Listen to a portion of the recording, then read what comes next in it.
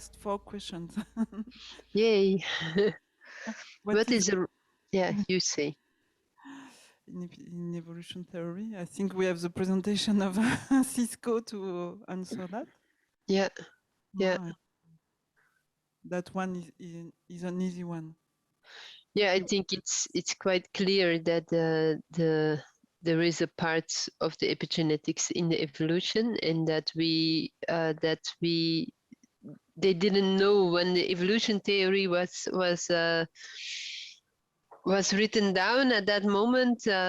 Epigenetics was not known, even DNA was not found. So there is a role for it in evolution theory for sure.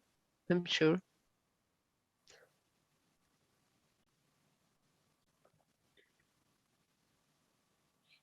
And indeed, Cisco explained it this morning, so we can answer that question from her presentation. So then what is the role of genetic effects and adaptation to changing environments in transgenerational effects? Yeah, it's that's a very broad one. Yeah. But because it includes both the genetic effects and the adaptation, whereas I'm not convinced that all adaptation is genetic. No,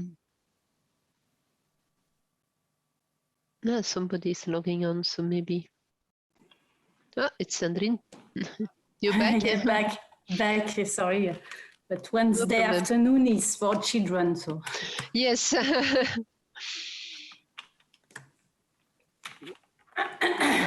at question 11. So I think that both we have evidence that both pathways are playing a role. Yeah.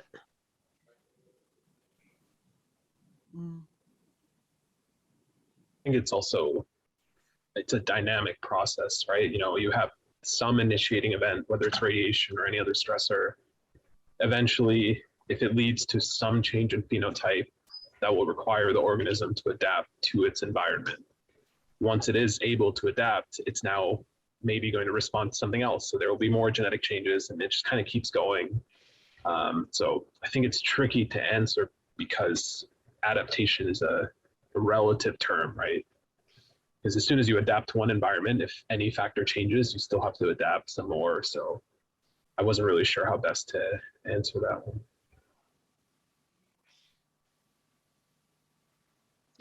Yeah, and adaptation can be a consequence of genetic effects, of epigenetic effects. You don't know what mechanism is playing in the adaptive response. So it's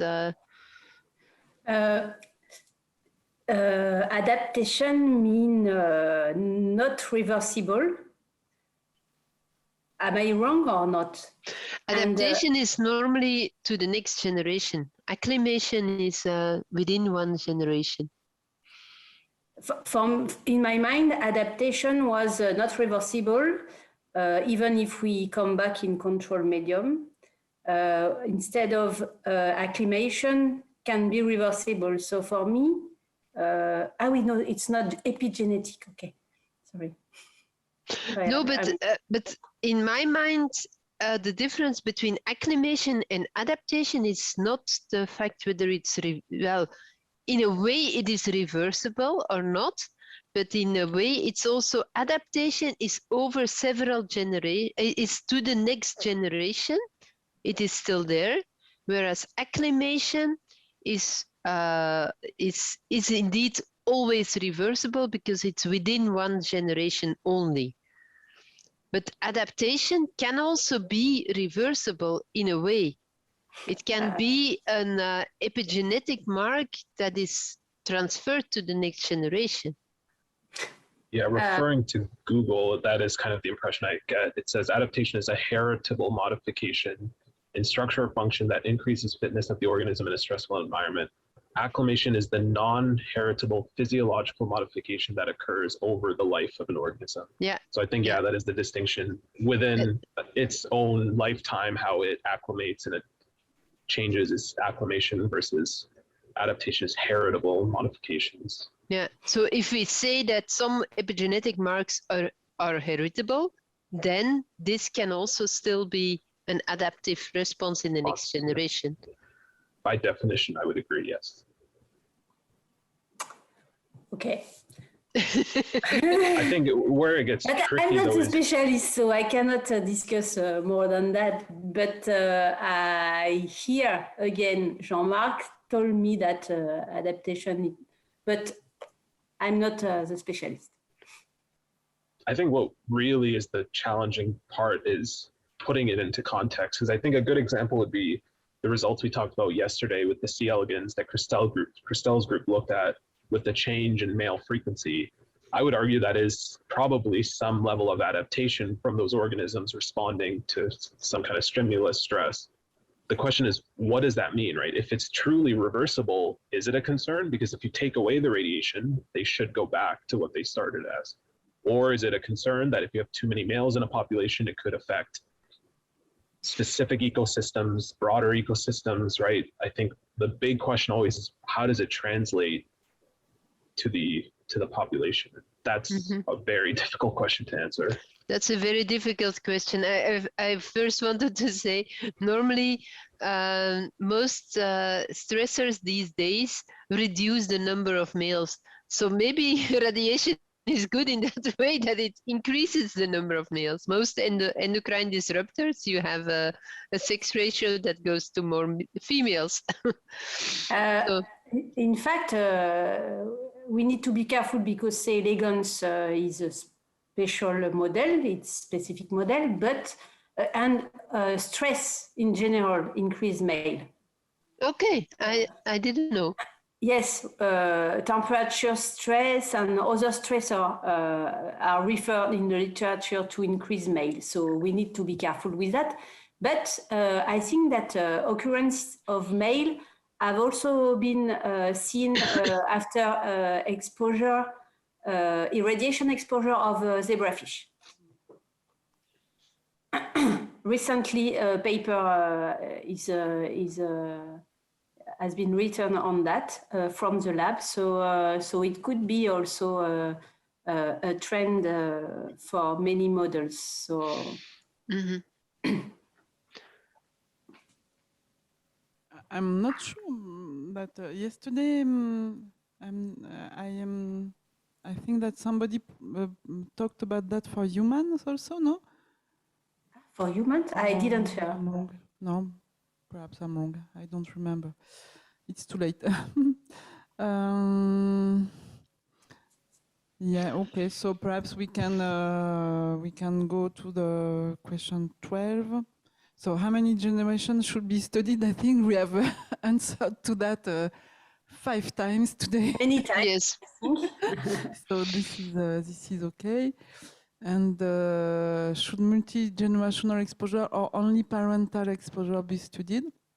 I think for the we have already discussed that as well, and I think for ecosystems, for ecosystems, it's important to study multi-generational because an ecosystem is most of the times exposed for several generations, whereas humans, it's more interesting to look at transgenerational. Yes, I think you could argue both, though, because I think for an animal, let's say it's exposed to stress, it could leave that ecosystem, go somewhere else and introduce. So I think it's a different kind of model, whether it's, the continual protracted exposure versus an event, and then kind of what are the transgenerational implications. Yeah. I would argue both are valuable. Yes, I agree. Yeah. I feel like that's been my answer to almost every question. Yeah, but but I think the more human-oriented groups in this workshop will argue that multi-generational is less relevant for humans, for example. Although we told them, I think that they said that multi-generational exposure is not relevant for them. Mm-hmm. Yeah, I hear that. Just one. That's why I want to stress again that for the ecosystem, it's important to study that as well. Yeah. And it's quite, I'm not sure that it's quite so right even for human because of exposome issue. I think, I think it's, but okay, for radiation level, okay. I also personally disagree with that because I think the easy example would be high background areas. And I agree that the data there isn't conclusive, but if we study high background areas for the next 100 years and still show no effect, maybe there just is no effect and you can conclude that. But I think protracted exposures are very relevant for humans. It's just, I can understand their kind of reasoning, but I think it is important to consider. And even for radon or norm material, I think it's very important to consider multi-generational effect. Mm-hmm. Yeah. Even occupationally, right? That's a concern, right? If you work in a certain industry, you accumulate dose over your lifetime. Are you passing anything on to your kids, right? Yeah. And also in Chernobyl, some people are still habiting the evacuated area. So or work there, like Sergei has worked there for 30 years, 3 months in a row, every year at least. So I don't want to know it's those that he accumulated. Okay. And the last question, are there ecologically relevant transgenerational effects impacting population? I think that in this question, I would also like to add, are there ecologically relevant molecular changes that may impact populations? I don't understand this question. Yeah, it's a difficult one indeed. So it says that actually you ask which effects are of concern that are ecologically relevant and impact populations. There's one thing that I already wanted to that I read a paper recently. All of you probably have seen the papers coming out on the blue pale grass butterfly or grass pale blue butterfly in Fukushima that were having morphological malformations. I think yes. But I don't read deeply. No, they said that it was stronger also in the next generations. The main criticism on that paper was the fact that the dose rates where they found the butterflies was very low. But I've now found a paper from, I think it's 2020 or 2021, I can look it up in a minute, where they showed actually that it is not the dose rates to the butterflies that gives the morphological effects, but it is the caterpillars that they eat from plants that have a different nutritional value because the plants are exposed. And this reminded me of all the food-inducible epigenetic marks. So it was not looked at whether it's the food as such. They said it was a change in the salts, the sodium versus the potassium, if I recall correctly. But that I really thought was interesting, that they showed that it's actually not. So they took the butterflies and they exposed them in the lab. And that's also a good example for lab field experiments. And they didn't see any effect by exposing the butterflies. And therefore they went looking, and what they found out was that it is not the butterflies themselves, but it's the caterpillar that feeds on plants that, due to the exposure of the plants, have a changed nutritional value and therefore are no longer good enough for the caterpillar, and that shows as a morphological disformation in the butterfly as itself. And that I thought was really interesting. I will look up I will share the paper if I find it that quickly, but I think I can. So if you look at ecological relevant I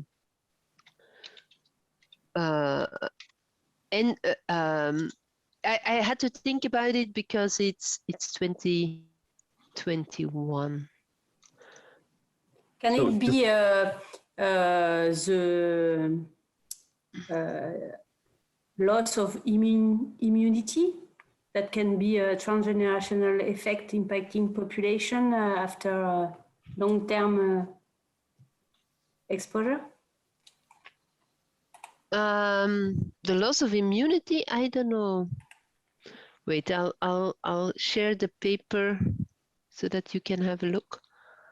Where is the sharing option? So my challenge with question 13 is the definition of ecologically relevant, right? Because again, that will vary very much on what you're studying, but you could argue it many ways, right? From a radiation protection perspective, if you're, say, in an environment with higher radiation protracted, if that organism is surviving, able to reproduce, maybe it's got a very minor morphological deficiency, I don't know, say the tail is slightly kinked. But if that organism can still survive, reproduce effectively, even though there may be morphological changes, is that an ecological concern if the model is still thriving? Should we be looking at kind of population level markers, population decline, migration rate, something like that? Because that's where I think I struggle with how you define ecologically relevant. Because I think every species on Earth at least has to adapt, right? With climate change, with everything changing, species are always adapting. So radiation is yet again one more variable to add. So I think defining ecological relevance is really the key to answer that question, I think. That's true. But is ecological relevant? Yeah, yeah. So this is the paper I was talking about. So what they did is they first tried to expose the butterflies and to higher radiation, and they could not show the same morphological abnormalities that were found in the pale grass blue butterfly. That's the one. But then they looked at it is a very strict ecological relationship that the caterpillar feeds only on one type of plant, which often happens with caterpillars of different butterflies, and that plant apparently within the contaminated area has a decrease in sodium content in the leaves, or it says that, yeah, so an increase in radioactivity concentration of cesium in the leaves or in the ground radiation dose was accompanied by a decrease in the sodium content. And the sodium content appeared to be related to other nutrient factors. So I thought this was a very interesting story. And also this, yeah, this is a specific butterfly. I'm not a specialist in butterflies, in fact. Me neither. But if they feed on only one specific caterpillar species, that's why it's possible to see this very very sensitive effect. So yeah. Yeah, but you remember the paper, Christelle, where they showed morphological Yes, yes. malformations? So So in 2012. Yeah, it was very shortly after the accident, and they also showed that it was in the next generations it was increasing. Yeah, I remember learning about that from Carmel Mothersill like 5 years ago. It was a while ago, yeah. Yeah. So yeah, this is one of 2021, published in 2021. So they looked at the food, and I don't know which is the most convincing. So is it true though that radioactive cesium somehow impacts sodium in a plant? It can, because sodium and potassium are very similar, closely +1 charge, yeah. linked. So the sodium potassium ratio is very closely linked, and cesium is a potassium. Cesium and potassium are very chemically similar. Yeah. So a plant will take up cesium instead of potassium, and therefore it can be that it changes the sodium and potassium ratio. Yeah. Interesting. But the mass of reduced cesium is very tiny compared to the cesium stable cesium. Yeah, it is indeed. But still, I think also, I don't know, it could also be the alternatively, but I should look into the details of the paper. Alternatively, it could be that because they added a lot of potassium to remediate the cesium uptake, that therefore the potassium sodium ratio is different. I should read the paper in close detail, but that was what I remembered, and I had to think about it because you said ecological transgenerational relevant factors. I think it is it is important to look at these kind of things. So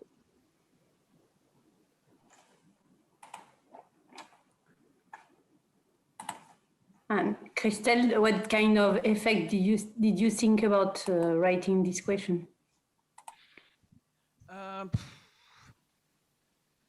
I don't remember. In fact, we discussed about that this question when we were together.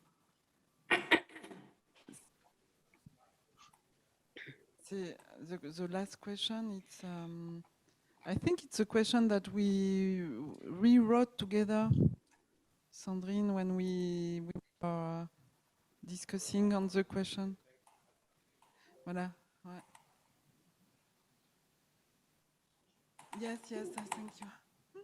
Yes, but it was more a phenotypic effect or challenge, immune challenge, or I think remember. Also ecologically relevant can also be, like we discussed this morning, for example, if you have a shift in some parameters, like an earlier development of the flowers and a delayed development of the bees, then you have a pollination effect. That's also an ecological relevant effect. But whether that is transgenerational, I don't know. I think there are two things in here in this question. It's looking at ecological relevant relationships, and whether or not these are transmitted to the next generation, yes or no, and impact the population as such. But one potential answer. If we want. Sorry, yeah. I was just going to say, if this was a test and I had to write down an answer, could I cheat and say reproductive output, because by definition, if we're only considering transgenerational effects, I don't care what happens to the parent, right? Whatever ends up happening, I'm considering what happens multiple generations later. So I don't know, let's say if it's a morphological defect, it could affect that animal's fitness, right? If it's a fish and it can't swim properly, it could get predated more, there's all these kinds of questions. But ultimately, if that fish is able to successfully reproduce and then its offspring can keep reproducing, that keeps the population alive and thriving. Maybe that's one answer we could say. Changes in reproductive output, reproductive parameters, right? It's not just output, but depending on the model, you can look at those kinds of things. So Cheyenne, what you say is actually that if we look at impacting populations, we are in a way always looking at long-term effects, and therefore transgenerational effects or not. Yeah. Except for when a population really collapses within one generation. But ecologically relevant, but in fact, perhaps the question is not well written, but if you look at effects that might impact population, in fact, it's quite simple. It's mortality and reproduction. And so those two parameters. Yesterday I spoke about a publication where they compared the impact of having one individual individual disappearing after mortality or one individual appearing from reproduction. It seemed that by studying the high impact, or there is a high sensitivity of the reproduction parameters in the population dynamic models, it seems that reproduction would be more important than mortality for population sustainability. So it's another argument to say, okay, we focus on reproduction and not too much on mortality, which is also the case because when mortality is affected, usually it's after very high dose rates. So. Yeah, and it is again like Cheyenne said, if that organism has reproduced before it dies, it is in a way not so bad.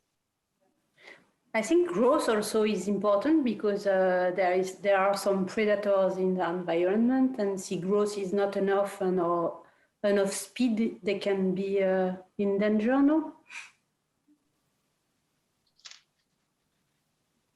I think another complication is when we're talking about generational effects, we have to consider adaptation and evolution, right? Within a single lifespan, yes, growth effects can matter, but over 20 generations, if they continue to transmit growth effects, that could eventually lead to population level effects. So I think that's a good point. I think we have to consider all the different aspects that we care about the species and then look at it from a generational perspective.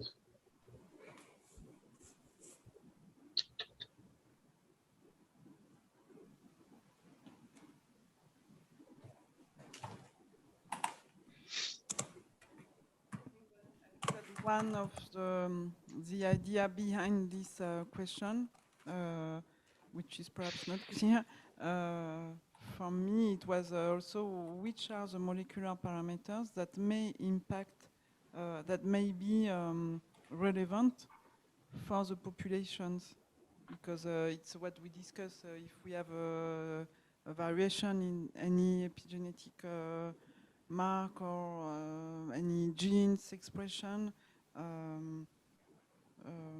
from what point is it relevant to the reproduction of the populations?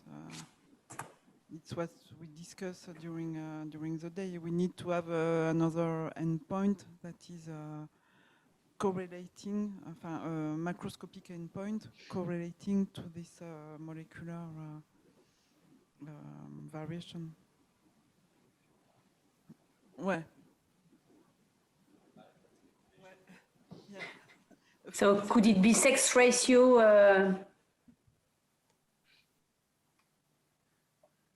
Oh, yeah, but that's what we also discussed earlier today. It really depends on what organism you're studying again.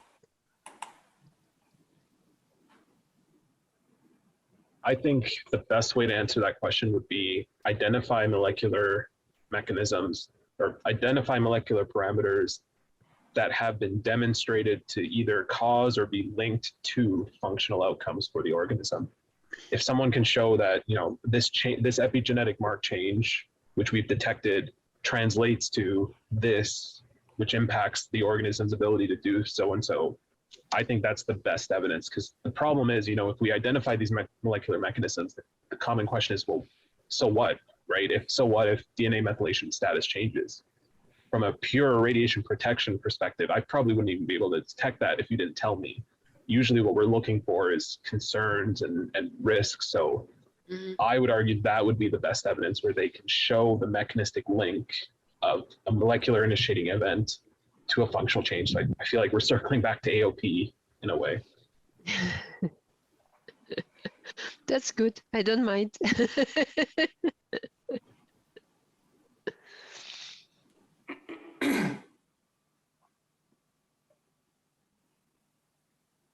So, but if we look at the question as it stands now, are there ecologically relevant transgenerational effects impacting populations? I think we can say that we believe there are ecologically relevant transgenerational effects that might impact the population and that are therefore worth studying. It's actually a yes or no question, so it's actually not a good discussion question, because it says, are there? Yes, there are. Yes. I think yes, there are, and we can gain information from studying them, even if it is purely mechanistic or interaction. Because that's another thing, right? It's not just radiation in isolation. Like this study you showed really clearly shows that the nutrition was linked to the radiation. So I think understanding mechanism is always what we should be asking for these kinds of studies.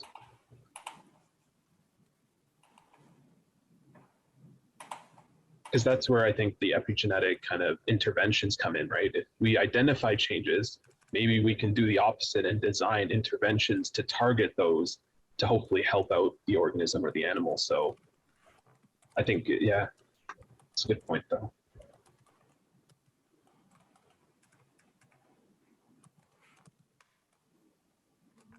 Does that answer your question, Christelle? Yes, finally, it was a good question. Huh?